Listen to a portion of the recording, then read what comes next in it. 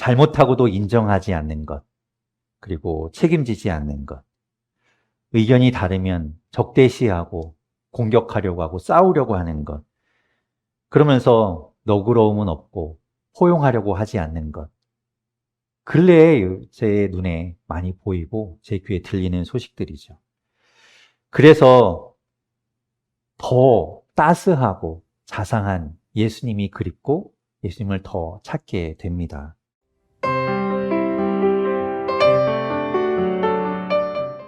오늘 본문 안으로 우리 그래서 빨리 들어가고 싶어요. 저는 그냥 예수님 보고 싶습니다. 그래서 예수님 만나서 우리의 눈과 귀와 우리의 마음을 정화하는 시간이 되어야 되겠다.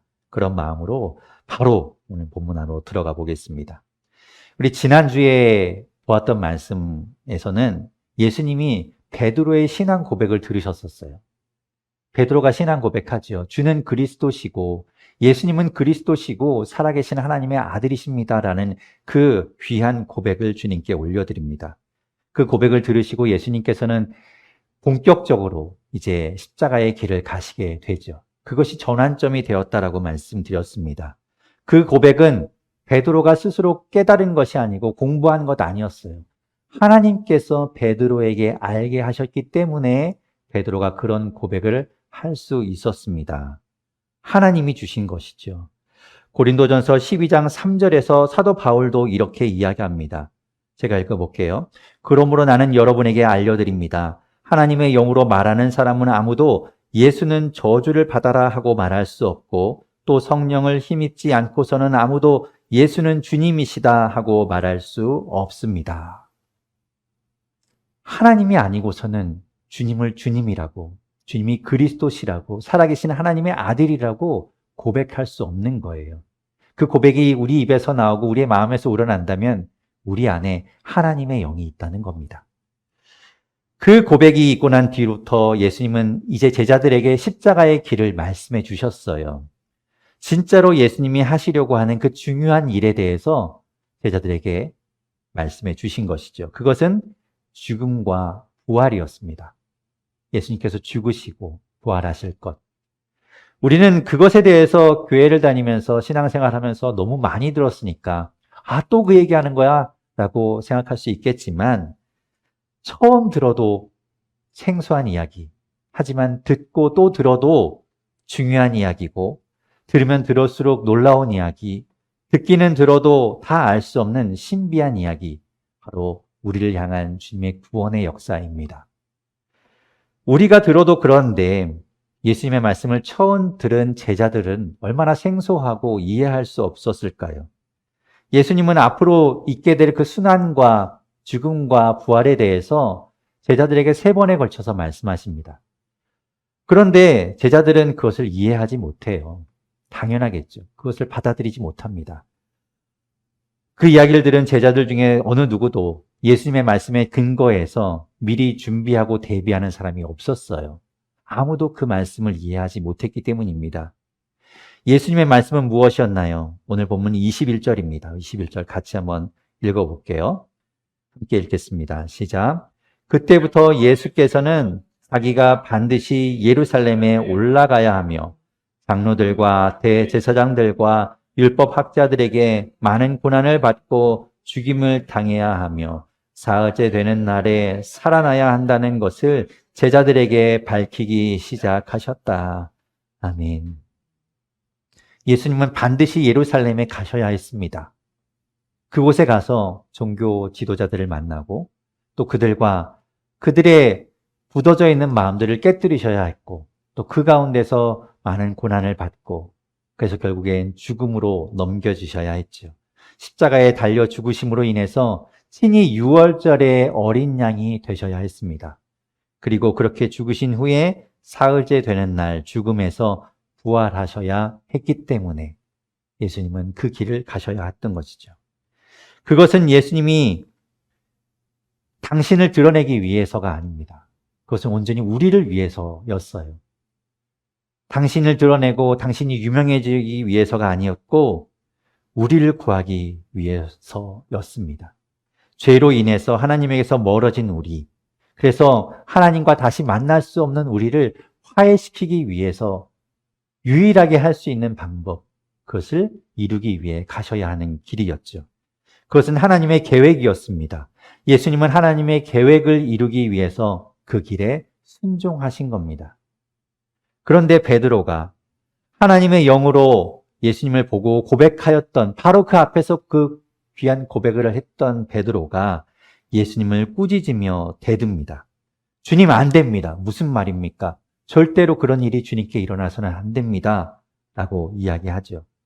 하나님의 계획을 막아서는 인간적인 생각에서 나온 반항이었어요. 어쩌면 인간된 도리로서 스승이 죽음의 길을 간다는데 당연히 그걸 말려야 하지 않을까라고 생각할 수 있겠지요. 하지만 예수님은 단호하셨습니다.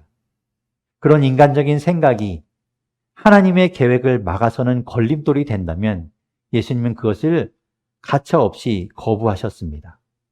하나님의 계획을 이루는 것은 온전히 우리를 위한 것이기 때문에 그래요. 우리에게 유익이 되고 우리를 살리는 길이기 때문에 그렇습니다. 그 길을 거부할 수 없는 것이죠.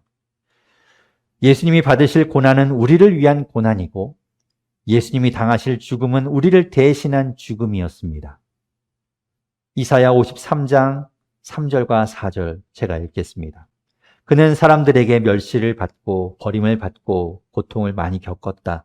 그는 언제나 병을 앓고 있었다. 사람들이 그에게서 얼굴을 돌렸고 그가 멸시를 받으니 우리도 덩달아 그를 귀하게 여기지 않았다. 그는 실로 우리가 받아야 할 고통을 대신 받고 우리가 겪어야 할 슬픔을 대신 겪었다. 그러나 우리는 그가 징벌을 받아서 하나님에게 맞으며 고난을 받는다고 생각하였다.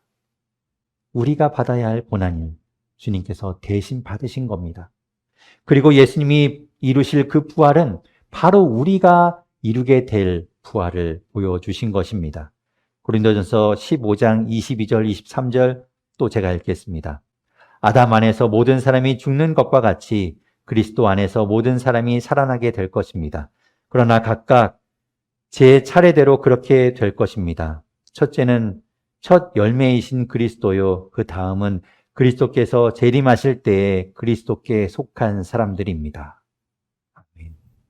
우리는 주님이 부활하신 것처럼 부활하게 될 거예요. 예수님의 말씀에 베드로를 포함한 제자들은 어리둥절했을 겁니다.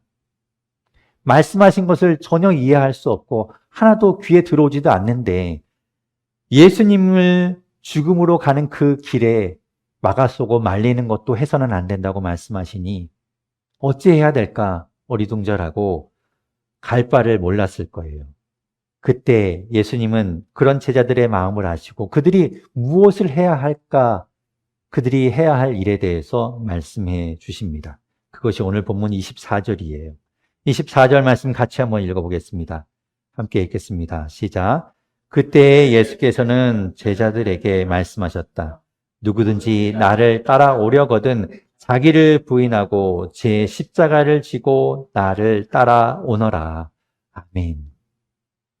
이 말씀은 세 개의 명령으로 이루어져 있습니다.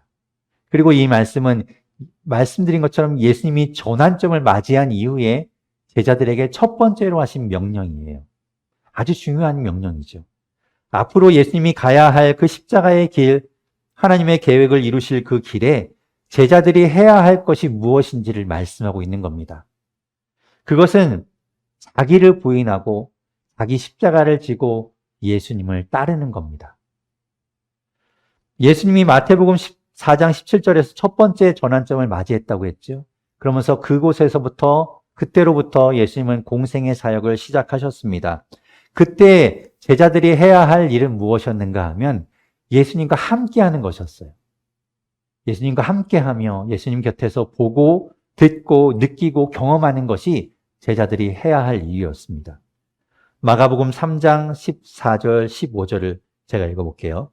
예수께서 12를 세우시고 그들을 또한 사도라고 이름하셨다. 이것은 예수께서 그들을 자기와 함께 있게 하시고 또 그들을 내보내어서 말씀을 전파하게 하시며 귀신을 쫓아내는 권능을 가지게 하시려는 것이었다.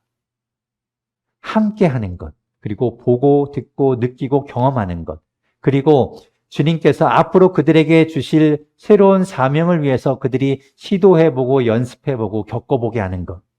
그것이 공생의 사역 동안에 제자들이 해야 할 일이었습니다.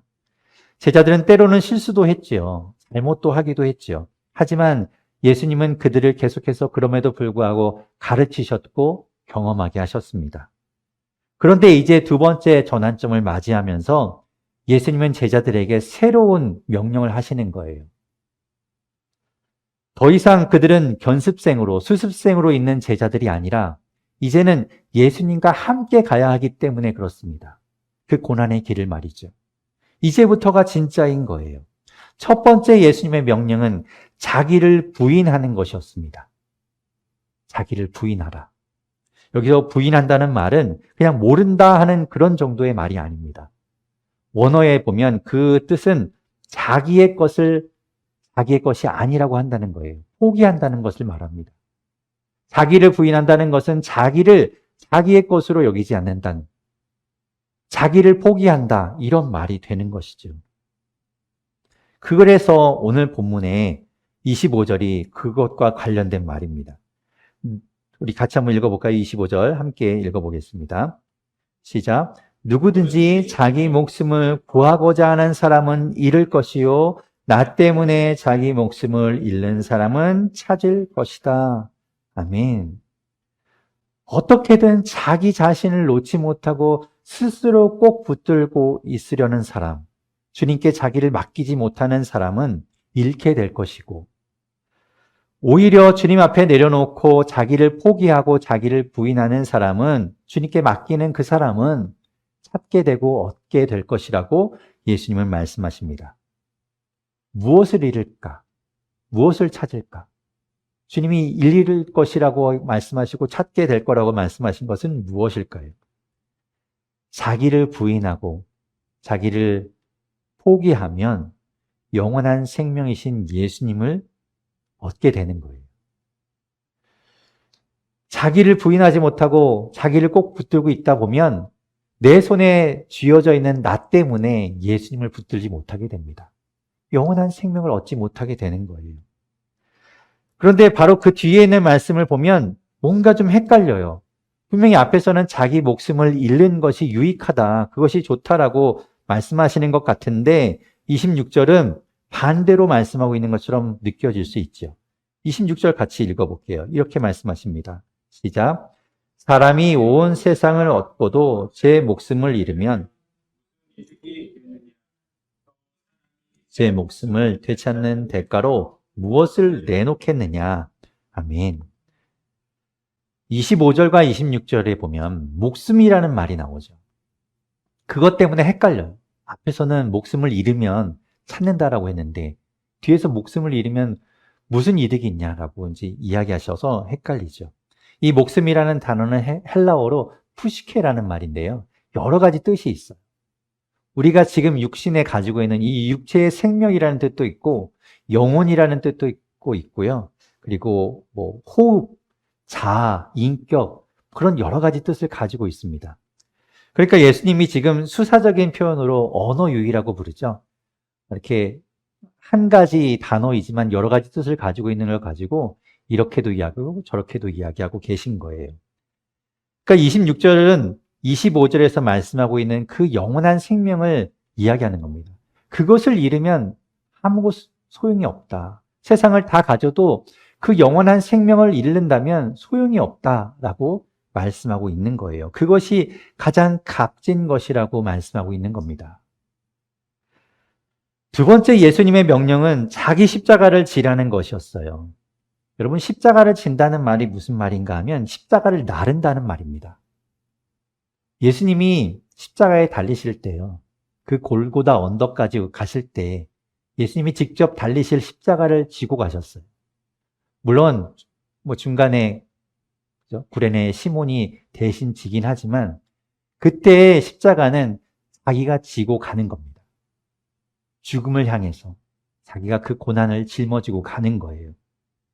그와 같이 십자가를 진다는 것은 자기의 고난을 자신이 감당한다는 겁니다. 예수님을 따르는 길은 고난이 따르게 마련이에요. 예수님을 믿는 것이 쉬우면 이상한 겁니다. 예수님 믿는 게 너무 쉬운데? 저절로 되는데? 그렇게 느껴지신다면 뭔가 여러분 잘못된 거예요. 여러분을 핍박해서가 아닙니다. 요즘에 예수 믿는다고 누가 핍박합니까? 핍박해서가 아니라 예수 믿는 것, 그래서 말씀 보는 것, 또 기도하는 것, 이렇게 주일 아침에 와서 예배하는 것, 이게 다 사실은 우리 삶의 본성을 거스르는 거잖아요. 쉬고 싶지요. 안 하고 싶지요. 놀고 싶지요. 하지만 그것을 거슬러서 말씀 보고 주님 앞으로 나아가는 것. 그러니까 늘 우리는 우리 본성과 싸워야 하는 거예요. 주님 말씀하시잖아요. 용서하라고 하시고 사랑하라고 하시잖아요. 나는 속으로 미워하고 저 사람 정말 죽여버리고 싶은 마음이 들 때도 있는데 예수님은 용서하라고 하시잖아요. 그러니 힘든 거예요. 예수 믿는 것, 여러분 어려운 겁니다. 본성을 거스르며 가는, 자기를 부인하며 가는, 자기를 포기하며 가는 그 길, 어려운 길, 그 길을 가라고 말씀하고 있는 것이죠. 마지막 세 번째 예수님의 명령은 예수님을 따라오라고 말씀합니다. 내가 누구를 따르고 있는가, 그것을 분명하게 알아야 돼요. 그것을 잊으면 안 됩니다. 우리는 다른 사람 따라가는 것 아니에요. 우리는 예수님만 바라보고 예수님 따라가는 겁니다. 교회 목사요. 목사 보고 가시면 안 돼요. 목사도 비틀거리다가 넘어질 때도 있고요. 엉뚱한 길로 빠질 때 있어요. 그러면 줄줄이 다 다른 곳으로 가면 안 되지 않습니까? 가다가 여기가 아닌가벼. 그래서 다시 돌아오면 안 되잖아요. 우리는 예수님만 바라보고 가는 거죠. 예수님만 따라가는 겁니다. 저도 여러분도 예수님 보고 예수님 놓치지 않고 그 길 가야 하는 거예요.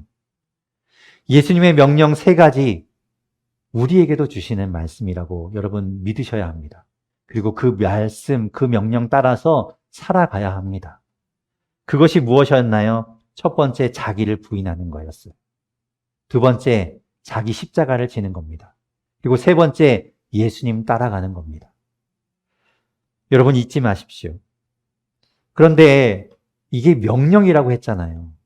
명령이라고 하니까 지키기 어렵다는 생각이 또 함께 들어요. 우린 그렇죠. 명령하면 왠지 막 반항심도 들기도 하고 그걸 꼭 해야 되나라는 생각이 들기도 하죠. 저는 처음에 말씀드린 것처럼 하도 요즘은 막 이렇게 적대적이고 강압적이고 막 명령이 남발하는 그런 시대이기 때문에 예수님마저 제자들에게 그리고 우리에게 그렇게 엄하게 명령하실까 생각해 보니까 그럴 것 같지 않은 거예요. 예수님은 과격한 혁명가가 아니잖아요. 예수님은 무자비한 군대 사령관이 아니잖아요.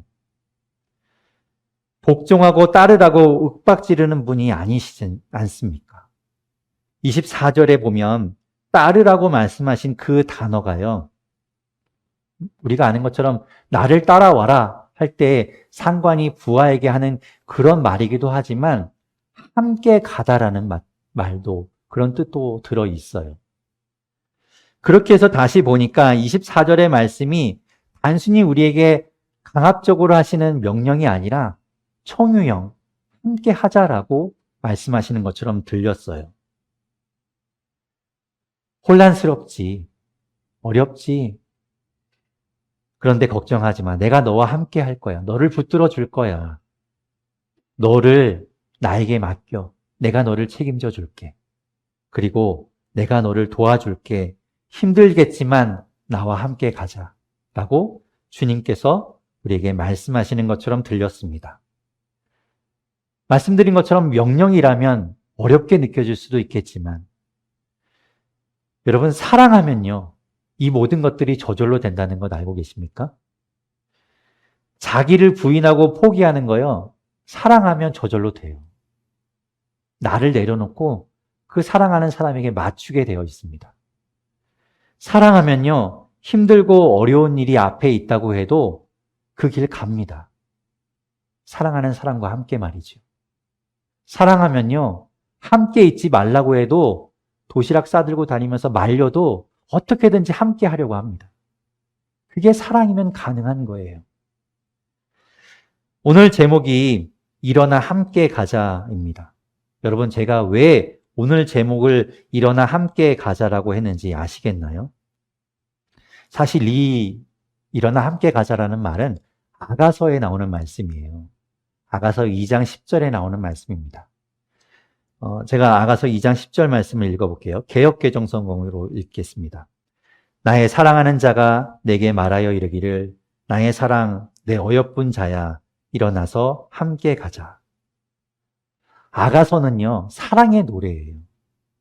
하나님이 우리를 향한 그 사랑, 또 우리가 하나님을 향한 그 사랑을 노래하는 시입니다. 하나님과 그의 백성 사이의 사랑을 우리에게 들려주고 있는 책이죠. 하나님이 사랑하는 그의 백성에게 손을 내밀어서 일어나 나와 함께 가자. 사랑하는 나의 백성아 라고 말씀하고 있지 않습니까? 지금 그 말씀을 우리에게도 하고 있는 것처럼 들려요. 사랑하는 누구누구야. 사랑하는 누구누구야. 내가 너를 사랑한다. 너도 나를 사랑하니? 그렇다면 이제 일어나 나와 함께 가자. 라고 말씀하시는 것처럼 들려요. 예수님은 우리에게 사랑의 손을 내밀고 계시는 거예요. 일어나 나와 함께 가자. 그 길 가운데 어려움도 만나겠지만 내가 너와 함께 하겠다. 내가 너를 돕겠다. 너는 나에게 맡기기만 해. 내가 너와 함께 할 것이고 너를 책임져 줄 거야. 같이 가자. 라고 말씀하고 있습니다.